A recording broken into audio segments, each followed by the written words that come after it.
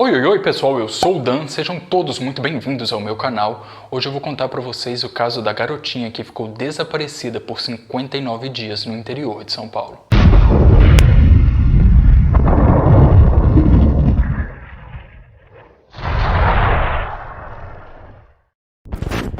Isis Helena desapareceu na manhã do dia 2 de março. Ela nasceu prematura, ela sofria de microcefalia, eventualmente tinha crises epiléticas e refluxo gástrico. Ou seja, ela era uma criança que necessitava de cuidados especiais. Inicialmente, a mãe dela disse que ela sumiu após ser deixada dormindo na companhia do avô de 90 anos que sofre de Alzheimer, o que já não é uma coisa aconselhável de se fazer. Ela disse que após retornar para casa, ela encontrou o portão da casa aberto, a porta da casa entreaberta e não achou mais a criança. Natália mudou a sua versão algumas vezes no decorrer da investigação, mas nós já vamos entender isso. Antes, se inscreve no canal, deixa seu like e, se possível, deixa um comentário no final do vídeo me contando qual é a sua opinião sobre este caso. Isis Helena é fruto de um rápido relacionamento entre Jennifer Natália Pedro e Rafael Sotem, sendo que ela é filha única do Rafael e é a filha caçula da Jennifer e ela tem 2 filhos mais velhos. Então o que eu vou contar para vocês agora é a primeira versão, contada pela Jennifer, mãe da criança. Então ela contou que na manhã do dia 2 de março, aproximadamente 10 para 7, ela saiu de casa para levar o filho do meio para a creche. Ela foi de bicicleta e demorou aproximadamente 2 horas para retornar para casa. Ela conta que quando ela voltou, ela encontrou o portão entreaberto, a porta da casa estava aberta e quando ela entrou ela não achou mais a criança, lembrando que ela tinha deixado a Isis Helena na companhia do seu avô, bisavô da criança, que tem 90 anos e ele sofre de Alzheimer. Mas a Isis não teria condições físicas de sair de casa sozinha, lembrando que ela é uma criança com necessidades especiais e embora ela tivesse já 1 ano e 10 meses, ela não tinha se desenvolvido muito bem ainda, ela ainda não parava de pé direito, ela mal engateava. Então a primeira teoria da família da Natália é que a criança foi raptada, alguém estranho entrou na casa da família e levou a pequena Isis Helena. Após a mãe se dar conta que a filha não estava em casa, ela saiu junto com o tio para procurar a criança pelos arredores da vizinhança e foi quando ela acionou a polícia. Então, de acordo com a primeira versão, ela só acionou a polícia 2 horas depois, que foi o tempo que ela levou para retornar para casa e sentir falta da criança. A família da Jennifer alegava se tratar de um sequestro por dinheiro. A Jennifer até teria, em teoria, recebido algumas mensagens no seu celular, fazendo algumas ameaças e pedindo dinheiro em troca da criança. Afirmação essa que foi rapidamente contestada pelo pai da criança.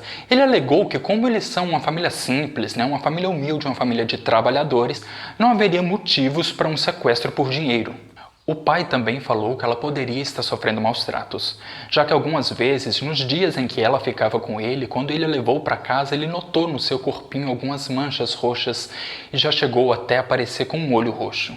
E sempre que ele questionava o que havia acontecido, por que ela estava com aquelas manchas no seu corpinho e por que ela apareceu com um olho roxo, ela falava que era coisa de criança, que criança se machuca, que criança cai bastante, que como ela ainda não havia aprendido a andar, ela caía muitas vezes, outras vezes ela dava outras desculpas, como se ela tivesse convulsionado, por exemplo. E como os pais não mantinham uma boa relação, ele não acreditou no que ela disse, mas ele também não quis entrar em atrito com ela. Mas, para tentar proteger a filha dele, ele procurou o conselho tutelar e fez uma denúncia de maus tratos da Natália contra a Isis Helena. E ele até entrou na justiça para tentar ter a guarda da criança, ou pelo menos ter a guarda compartilhada, que foi negada, permanecendo a guarda com a mãe. Outro fato importante que vale a pena ressaltar é que a família do pai só foi comunicada do que estava acontecendo com a pequena Isis 5 horas depois dela ter desaparecido. E para quem acompanha casos policiais, para quem acompanha canais que falam sobre esses temas, sabe que as primeiras 24 horas são cruciais para poder desvendar o caso. Algumas atitudes da Jennifer também começaram a levantar algumas suspeitas. Ela demonstrava assim uma certa frieza, até uma certa indiferença. Ela evitava dar entrevistas, não chorava diante das câmeras, estava sempre de óculos escuros para evitar o contato visual. E ela não ficava o tempo todo ali onde estavam ocorrendo as buscas. Ela ia e vinha, ora aparecia, ora desaparecia e ninguém sabia para onde ela ia, já que ela era uma mulher que não trabalhava, ela era do lar, então ela não teria para onde ir, O foco principal dela teria que estar ali, em saber o que estava acontecendo com a filha, em saber se estavam avançando as buscas. E o que você quer numa situação dessas é a ajuda do maior número de pessoas, a ajuda da mídia, se possível, colocar sua cara no mundo, para todo mundo ver, colocar a foto da sua filha estampada, para todo mundo, caso reconheça ela na rua, caso ela realmente tenha sido raptada, e eventualmente, quando alguém ver alguém parecido na rua, acionar a polícia e o caso ser solucionado o mais rápido possível para o bem-estar da criança. Você quer que as pessoas se sensibilizem com a sua dor e te ajudem a encontrar a sua criança. Ela fez exatamente o contrário. Ela se manteve reclusa e distante. E se tratando ainda mais de um caso em que a criança que desapareceu é uma criança especial, ela deveria ter colocado a boca no trombone, já que ela tinha o apoio da mídia. É um caso que ficou tão grande, que ficou estampado na mídia o tempo todo mundo só se perguntava onde está a pequena Isis Helena, e a mãe não demonstrava essa mesma preocupação. Ela alegava na época que era porque não ia adiantar ela ficar chorando na frente das câmeras, que isso não traria a filha dela de volta, que o que traria a filha dela de volta seriam as buscas efetivamente ditas. E isso deixou a polícia e a sociedade com uma pulga atrás da orelha. E outra atitude da Jennifer que deixou as pessoas curiosas do porquê ela estava agindo dessa forma é que o caso, que já tinha ganhado uma proporção tão grande, e mesmo ela evitando dar entrevistas, o pai estava sempre falando, e até a avó materna da criança, a mãe da Jennifer, estava sempre dando entrevistas, a Jennifer decidiu por bem desativar o seu Facebook no meio das buscas. Ou seja, ela estava impossibilitando a mídia de ter acesso à maior quantidade de fotos da pequena Isis Helena. E à medida que as investigações foram avançando e a mídia cobrindo o caso cada vez mais de perto, ele foi se tornando um verdadeiro circo, ao ponto da avó materna da Isis Helena, a Dona Rose, falar em rede nacional, ao vivo, que talvez a possível sequestradora da sua criança era a atual namorada do Rafael, pai da Isis. Ela até alegou que ela teria xingado a menina em uma rede social. Após a Dona Rose dar essa declaração ao vivo, alegando que a atual namorada do Rafael maltratava, xingava a sua neta através das redes sociais, isso gerou uma revolta na comunidade, nos vizinhos do Rafael, e a família começou a ser hostilizada onde moravam. Mas após ver o seu nome envolvido no crime do desaparecimento da pequena Isis Helena, Manuela Martins, a atual namorada do Rafael, foi atrás de provas que a pudessem inocentar. E encontrou. Ela encontrou imagens que provavam que no mesmo horário ela estava bem longe da casa e local onde a pequena Isis foi levada naquela manhã. Ainda assim, levantou algumas suspeitas, porque ela estava com uma mochila grande nas costas e uma bolsa pesada em uma das mãos. Ela ofereceu então, de livre e espontânea vontade para a perícia da polícia, a bolsa e a mochila que ela estava portando na ocasião. Nesse meio tempo, a repercussão do caso foi se tornando cada vez maior e a polícia sendo cada vez mais pressionada a encontrar uma solução, mas ela não chegava a lugar algum.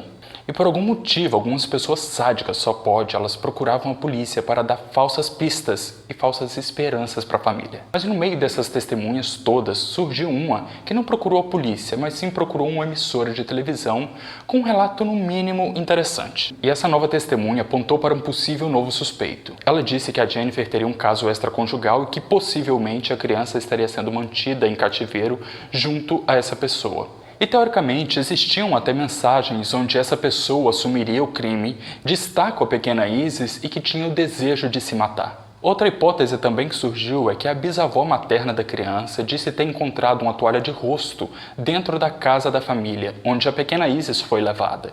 E ela dizia não reconhecer essa toalha, que não pertencia a ninguém da família. Os familiares também disseram não reconhecer aquela toalha de rosto, e a polícia estava tão perdida naquele momento que a toalha também foi levada como possível prova pela polícia. Mas nenhuma dessas teorias, nenhuma dessas suspeitas foi levada adiante, nenhuma delas se comprovou verídicas.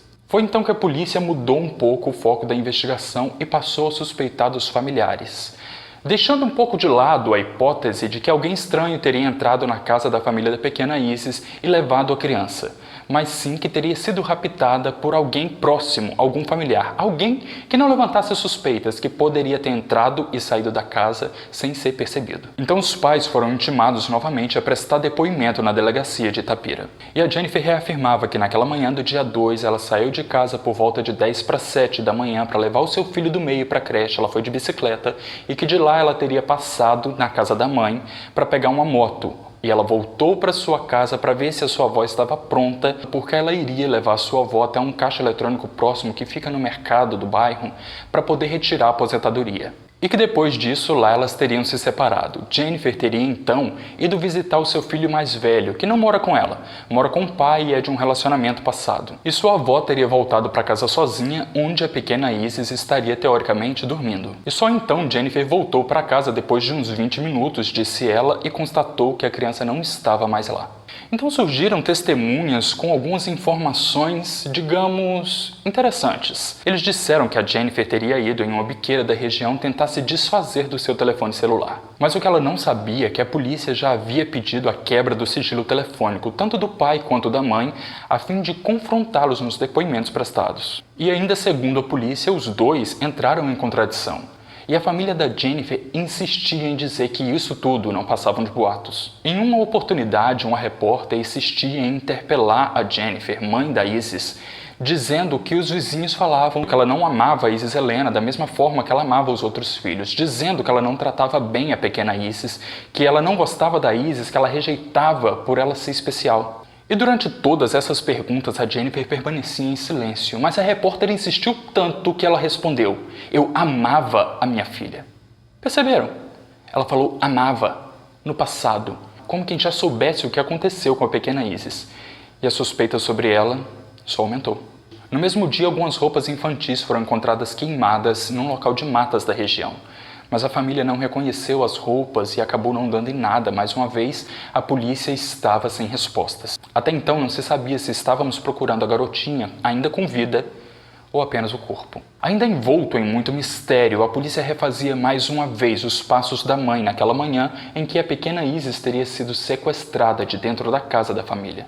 Jennifer teria alegado em seu depoimento que naquela manhã do desaparecimento da pequena Isis, ela não havia saído com nenhuma sacola ou mochila. Mas uma testemunha viu a mulher passando de moto com uma mochila grande nas costas e uma sacola pesada pendurada no braço esquerdo por volta de 8h15 da manhã do dia do desaparecimento da menina. E imagens de uma câmera de segurança provaram o que a testemunha havia dito. Ela estava realmente de acordo com a descrição. Ela estava com a mochila nas costas e uma bolsa no braço esquerdo. Jennifer então mudou o seu relato mais uma vez. Ela disse não ter se lembrado desse detalhe, sendo que detalhes fazem toda a diferença num caso como esse, ainda mais tratando de uma criança especial que estava desaparecida. Ela disse que se desfez da sacola, não soube dizer quando, nem onde. E a mochila ela entregou para a polícia, que foi encaminhada para o Instituto de Criminalística de São Paulo. No dia 13 de março, a polícia cumpriu mandados de busca e apreensão em 3 endereços de familiares da pequena Isis, sendo a casa do pai, a casa da mãe e a casa da avó materna, Dona Rose. A polícia científica também foi chamada ao local a fim de usar luminol para ver se encontrava algum vestígio de sangue. Após isso, o caso foi transferido para Mogi Guaçu, uma cidade um pouco maior e com um pouco mais de estrutura para dar andamento nas investigações. E com a repercussão do caso e os boatos que corriam aqui e ali em relação a Jennifer, mãe da criança, dela não estar acompanhando as buscas tão de perto, dela evitar dar entrevistas, dela ter desativado o seu Facebook, a família dela e ela começou a sofrer grande perseguição e até receberam ameaças de morte. Então ela entrou com um pedido de medida protetiva na Justiça de São Paulo durante o desenrolar do caso. O quebra-cabeça da investigação ainda estava longe de ser montado, mas um mês já havia se passado e nenhuma notícia da pequena Isis. Foi então que a família da Jennifer levantou novamente a hipótese de que a sequestradora da pequena Isis seria a Manuela Martins, atual namorada do Rafael, e que a criança estaria sendo mantida dentro da casa do pai, escondida da família materna. A alegação é essa que não teria nem como ir para frente, visto que a polícia já havia cumprido o mandado de busca na casa do Rafael. A polícia continuou pressionando muito a Jennifer, dado as contradições dos seus depoimentos. Ela sempre mudava um detalhe aqui, um detalhe ali, depois dizia se lembrar de alguma outra coisa ou ter esquecido de outra, e a polícia contestava ela com uma prova e ela falava: lembrei, eu não tinha me atentado que era um detalhe. Mas espera aí, é sua filha que sumiu.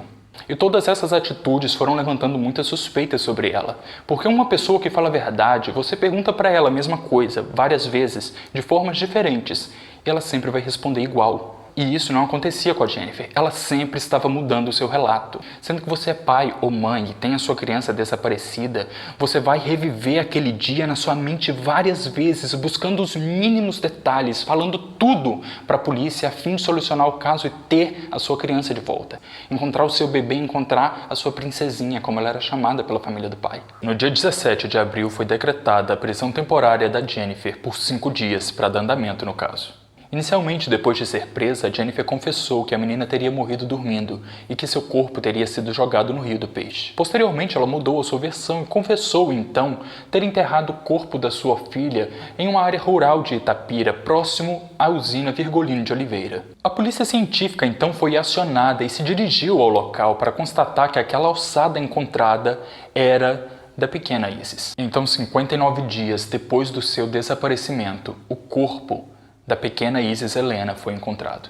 Após a Jennifer confessar o crime, 3 advogados abandonaram o seu caso, até que um escritório que tem sede em São Paulo o assumiu a fim de inocentá-la, e eles já começaram com uma proposta bem ousada. Eles alegam que aquela ossada encontrada, lembrando que aquela ossada só foi achada graças ao depoimento da Jennifer, agora eles contestam e dizem que não é a ossada da pequena Isis e que ela continua desaparecida. E essa contestação deles é baseada na opinião de um perito particular, em que esse perito fala que a arcada dentária da ossada encontrada não é compatível com a arcada dentária da pequena Isis. Mas a gente precisa levar em consideração que esse perito particular ele não teve acesso ao histórico odontológico da Isis Helena, e que a opinião dele é puramente baseada nas fotos. Mas a fim de elucidar o caso, um pedido de DNA foi feito em que a Jennifer se negou a fornecer material genético, mas Rafael, pai da criança, forneceu voluntariamente e o resultado saiu, que constatou que aquela ossada era sim da Isis Helena, levando em consideração que ela era a filha única do Rafael, e o resultado provou que a ossada é compatível com o DNA dele. E finalmente a família pôde descansar das buscas e saber, ao menos, o que aconteceu com a garotinha. Jennifer Natália Pedro continua presa aguardando julgamento. Ela responderá pelos crimes homicídio qualificado, falsa comunicação de crime e ocultação de cadáver. Ela alega que confessou o crime porque foi coagida pela polícia e que só agiu dessa forma quando percebeu que a sua filha estava morta porque teve medo de ser acusada de maus tratos, já que ela já havia sido denunciada anteriormente no conselho tutelar.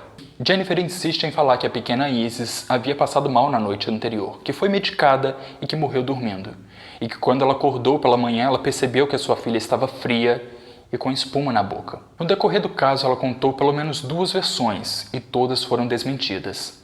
Mas e aí? Qual é a sua opinião? Conta aqui nos comentários que eu quero saber, e se você curtiu esse vídeo, deixa seu like, se inscreve no canal e a gente se vê no próximo vídeo. Um beijo grande e tchau, tchau!